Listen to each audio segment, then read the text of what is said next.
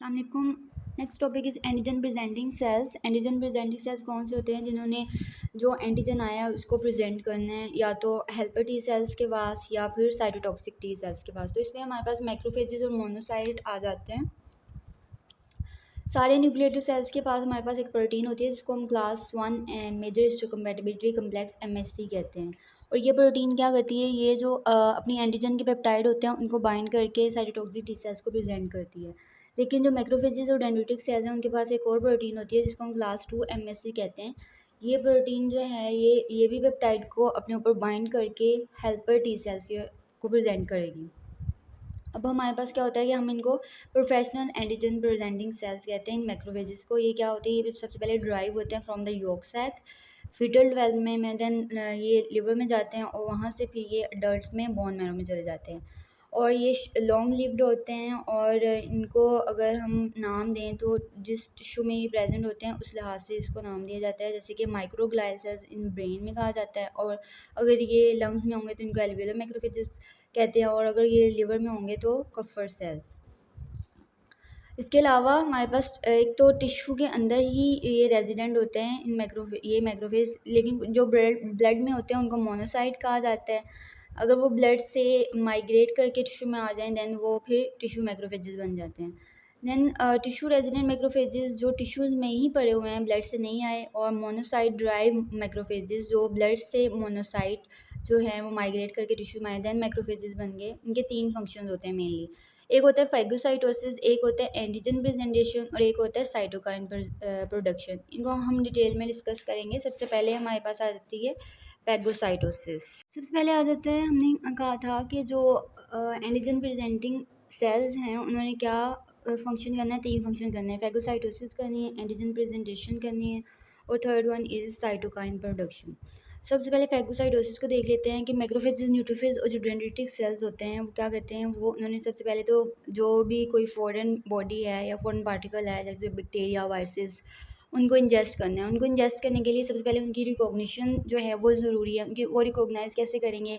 हमने पीछे पढ़ा था कि उनके जो हैं रिसेप्टर्स होते हैं उनके पास, और उन रिसेप्टर्स को वो जो हैं माइक्रोब के ऊपर स्पेशल पैटर्न होता है वो उसको रिकॉग्नाइज़ करते हैं। ठीक है, पैटर्न रिकॉग्निशन रिसेप्टर्स होते हैं जो कि रिकॉग्नाइज़ करते हैं जो फॉरेन बॉडी के ऊपर जो है पैटर्न होते हैं। इसके अलावा इनके पास 2 तरह के और रिसेप्टर्स होते हैं। एक होता है C3b। हमने पीछे कम्प्लीमेंट सिस्टम में C3b पढ़ा था कि ये क्या ऑप्सोनाइजेशन करता है। ऑप्सोनाइजेशन इसका क्या मतलब है कि जब माइक्रोब ने C3b के साथ बाइंड करना है तो क्या ऑप्सोनाइजेशन ज़्यादा हो जाएगी, क्योंकि C3b का रिसेप्टर जो है वो मैक्रोफेज के ऊपर प्रेजेंट है, इसलिए उसकी इनगल्फमेंट भी ज़्यादा हो जाएगी। तो क्या होगा? ईज़ियर टू इंजेस्ट होगा जो फॉरेन पार्टिकल है, वायरस, बैक्टीरिया, तो वो ईज़ियर होगा इंजेस्ट करने के लिए क्योंकि उसका रिसेप्टर प्रेजेंट है मैक्रोफेज के ऊपर। देन दूसरा जो रिसेप्टर है वो इम्यूनोग्लोबुलिन्स हैं कि अगर कोई फॉरेन पार्टिकल जो है वो किसी इम्यूनोग्लोबुलिन के साथ अटैच है तो उसका भी रिसेप्टर जो है वो मैक्रोफेज के जो है वो साथ अटैच होगा, मैक्रोफेज के ऊपर प्रेजेंट होगा इम्यूनोग्लोबुलिन का रिसेप्टर, और उसको इजीली वो इनगल्फ कर सकता है। इसलिए हम इनको ऑप्सोनिन्स कहते हैं, क्योंकि ये जो है जो माइक्रोब है उसकी इनगल्फमेंट को इन्हांस कर देते हैं। अब इंजेक्शन के बाद क्या होगा कि जो फैगोसोम है, जो माइक्रोब को जिसमें माइक्रोब प्रेजेंट है, वो क्या करेगा? वो फ्यूज़ कर देगा विद लाइसोसोम, जिससे फैगोलाइसोसोम जो है वो बन जाएगा। अब फैगोलाइसोसोम के अंदर क्या प्रेजेंट है? प्रोटीएजेस प्रेजेंट है, रिएक्टिव ऑक्सीजन और रिएक्टिव नाइट्रोजन रेडिकल्स प्रेजेंट हैं। वो कैसे जनरेट हुए हैं? वो NADPH ऑक्सीडेज से जनरेट हुए हैं। वो क्या करेंगे? माइक्रोब के ऊपर अटैक करेंगे और उसको जो है वो उसकी जो है वो डिग्रेडेशन कर देंगी। इस रिएक्शन को हम ऑक्सीडेटिव बर्स्ट बोलते हैं।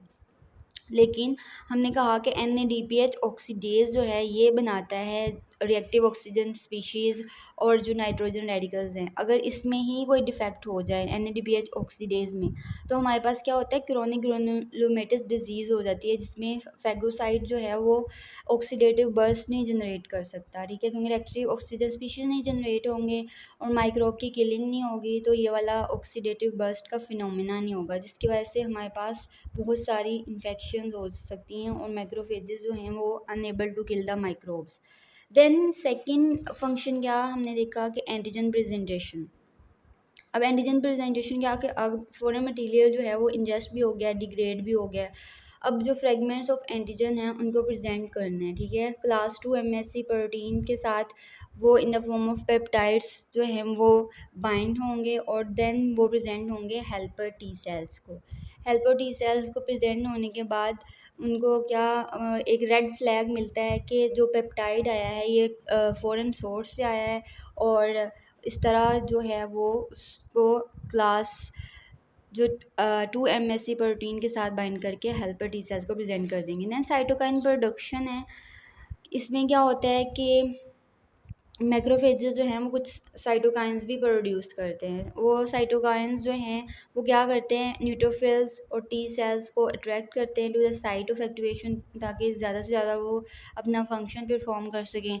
इन साइटोकाइंस में क्या आ जाता है, इंटरल्यूकिन 6 आ जाती है, TNF अल्फ़ा आ जाता है, इसके अलावा इंटरल्यूकिन 8 आ जाता है। इन्होंने न्यूट्रोफिल्स और टी सेल्स को साइट ऑफ इन्फेक्शन लेके आना है।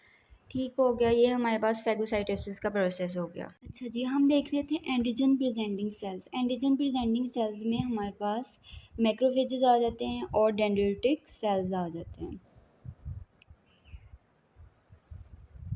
अब हमने देखा था कि मैक्रोफेजेस क्या कर रहे थे। मैक्रोफेजेस इनका काम क्या होता है एंटीजन प्रेजेंटिंग सेल्स का, इन्होंने जो भी कोई फॉरेन पार्टिकल है, वायरसेस, बैक्टीरिया, उनको इंजेस्ट करना है, उनको डिग्रेड करना है। देन उनके पेप्टाइड्स को इन्होंने बाइंड करना है MSC क्लास 2 के साथ और प्रेजेंट करना है हेल्पर टी सेल्स के पास, ठीक है। अब हमने देखा था कि जो सबसे पहले हमने मैक्रोफेजेस को देखते हैं हम लोग। मैक्रोफेजेस का हमने क्या कहा था कि मैक्रोफेजेस के पास रिसेप्टर्स होते हैं जिसको हम कहते हैं पैटर्न रिकॉग्निशन रिसेप्टर्स बोलते हैं, जो कि पैटर्न को रिकॉग्नाइज करते हैं जो माइक्रोब के ऊपर प्रेजेंट होता है, ठीक है। इसके अलावा इनके पास दो तरह के और रिसेप्टर्स भी होते हैं। एक को हम लोगों ने कहा था C3b है जो कि एक्ट एज ऑप्सनिन कर रहा था, और दूसरा इम्यूनोग्लोब्यूलिन है, ठीक है। इम्यूनोग्लोब्यूलिन क्या कर रहा होता है, इम्यूनोग्लोब्यूलिन जो है अगर किसी माइक्रोब के ऊपर कोई एंटीबॉडी अटैच है तो अगर इम्यूनोग्लोब्यूलिन का रिसेप्टर मैक्रोफेजेस के ऊपर प्रेजेंट होगा तो इसको माइक्रोब को इनगल्फ करना जो है वो ईजी होगा। तो माइक्रोफेजेस ने क्या करना है, सबसे पहले अब रिकॉग्निशन होगी माइक्रोब की। अब इन्होंने क्या करना है, सबसे पहले तो इन्होंने फैगोसाइटोसिस करनी है। फैगोसाइटोसिस कैसे करनी है इन्होंने, कि जो अगर माइक्रोब आया है माइक्रोब को इन्होंने कर लेना है इंजेस्ट। इन ये वाले रिसेप्टर्स उनके पास पड़े हुए हैं, माइक्रोब को वो इंजेस्ट कर लेंगे। देन माइक्रोब को इंजेस्ट करने के बाद क्या होगा कि इंजेस्ट करने के बाद माइक्रोब को जब इंजेस्ट कर लेते हैं तो वो फैगोसोम बन जाता है। अब फैगोसोम क्या लाइसोसोम के साथ कंबाइन करेगा और फैगोलाइसोसोम जो है वो बन जाएगा। अब फैगोलाइसोसोम में क्या प्रेजेंट है, यहाँ पे पड़े हुए हैं प्रोटीएजेस पड़े हुए हैं, इसके अलावा रिएक्टिव ऑक्सीजन स्पीशीज़ पड़े हुए हैं जो कि जिनको जनरेट कर रहा है, हमने कहा था NADPH ऑक्सीडेज, ठीक है। अब ये क्या करेंगे, ये डिग्रेडेशन कर देंगे किसकी, माइक्रोब की। माइक्रोब की डिग्रेडेशन जब हो जाएगी तो हमारे पास क्या होगा, इस प्रोसेस को हम बोलते हैं ऑक्सीडेटिव बर्स्ट, ठीक है, ऑक्सीडेटिव बर्स्ट बोलते हैं। अब क्या होगा, माइक्रोब की डिग्रेडेशन होगी। अब इनका सेकंड फंक्शन क्या होता है, इनका सेकंड फंक्शन होता है कि इन्होंने एंटीजन की प्रेजेंटेशन करनी होती है, एंटीजन प्रेजेंटेशन। अब जो माइक्रोब डिग्रेड हो गया है उसके पेप्टाइड को ये एज अ एंटीजन प्रेजेंट करेंगे, क्लास 2 MSC के साथ बाइंड करेंगे। क्लास जो 2 MSC है उसके साथ उस पेप्टाइड को बाइंड करके हेल्पर टी सेल्स के साथ प्रेजेंट करेंगे। देन हेल्पर टी सेल जो है फर्दर फिर वो अपना फंक्शन परफॉर्म करेंगे। थर्ड जो हमने कहा था फंक्शन क्या परफॉर्म करते हैं, साइटोकाइन की प्रोडक्शन। साइटोकाइन की प्रोडक्शन भी मैक्रोफेज जो हैं वो करते हैं, जिसमें हमने कहा था कि इंटरल्यूकन आ जाता है, इंटरल्यूकन 1 आ जाता है, इसके अलावा जो है और क्या आ जाता है, TNF अल्फ़ा आ जाता है। इन्होंने क्या करना होता है, इन्होंने इन्फ्लेमेटरी प्रोसेस करना होता है, इन्होंने रिक्रूटमेंट करवानी होती है न्यूट्रोफिल्स की और हेल्पर टी सेल्स की to the site of infection.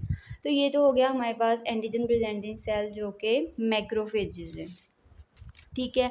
Next हमारे पास सेकेंड टाइप ऑफ जो एंटीजन प्रेजेंटिंग सेल्स होते हैं वो होते हैं डेंड्रिटिक सेल्स।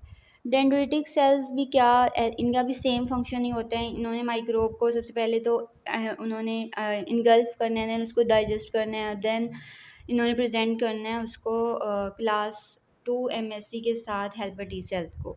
अब ये इनकी डेंड्रिटिक क्यों बोलते हैं इनको, क्योंकि इनकी लॉन्ग ब्रांचेज होती हैं। इसके अलावा ये जो हैं एक तो मोनोसाइट्स जो हैं वो मैक्रोफेजेस में कन्वर्ट हो रहे थे, ठीक है, लेकिन कुछ जो मोनोसाइट्स हैं वो डेंड्रिटिक सेल्स में भी कन्वर्ट हो जाते हैं।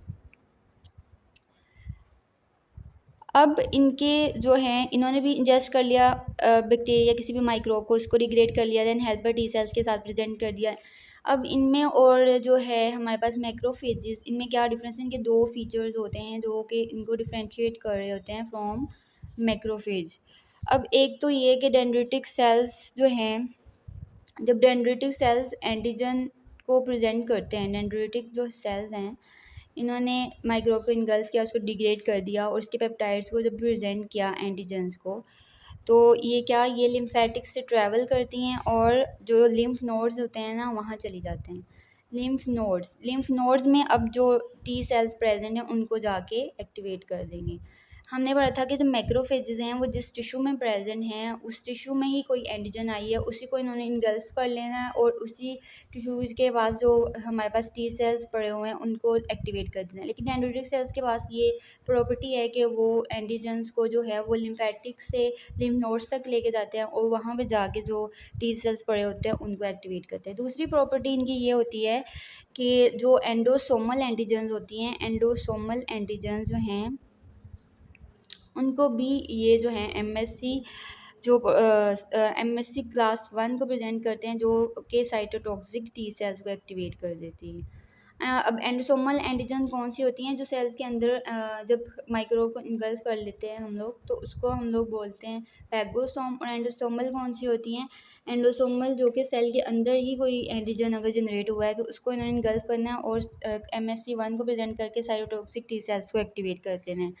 एक और टर्म यहाँ पे है कि क्रॉस रिप्रेजेंटेशन भी होती है। क्रॉस रिप्रेजेंटेशन क्या है कि एक अगर इनको कोई वायरस है तो इन्होंने उसको इंजेस्ट करना है और उसको इंजेस्ट करके उसको MSc1 के पास भी प्रेजेंट कर देना है और MSc2 के साथ भी प्रेजेंट कर देना है, जो कि फिर साइटोटॉक्सिक टी सेल्स को एक्टिवेट कर देंगी और ये हेल्पर टी सेल्स को एक्टिवेट कर देंगी। तो डेंड्रिटिक सेल्स के बारे में अगर आपको इतना ही पता है तो ये इनफ